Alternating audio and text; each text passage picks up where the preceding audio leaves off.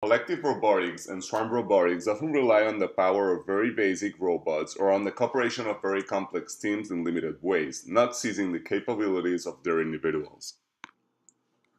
Inspired in the way different receptors in neurotransmitters like dopamine trigger opposite processes, we aimed for a project where identical robots could cooperate in multiple ways to enhance their properties.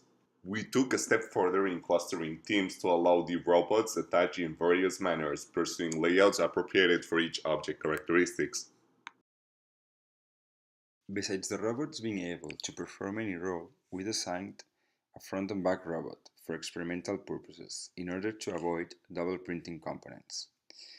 Front robot has a color sensor which allows detecting any line on the floor in order to surround any object. It has also a gyroscope, which allows detecting when the robot turns and so calculate the length of the object. Back robot has a couple of ultrasonic sensors used to follow the front robot, which has a black piece of cardboard in the rear part. Both ultrasonic sensors are cross-connected. They also have extra pieces designed for different collective modes. For the ladder bar mode, two plastic parts have been designed. Those attach both robots in parallel. These mechanisms allow them to push long objects, otherwise this will happen. Both bars have a hinge to maintain the bars close to the robot when they are not being used. For the front rear plugin, a couple of parts have been designed. The one located in the back robot is a prism, and the one in the front robot is like a conical chimney to account for imperfect approaches. These mechanisms allow them to push heavy objects that any of them alone couldn't move. You can see here how they connect in order to push the object.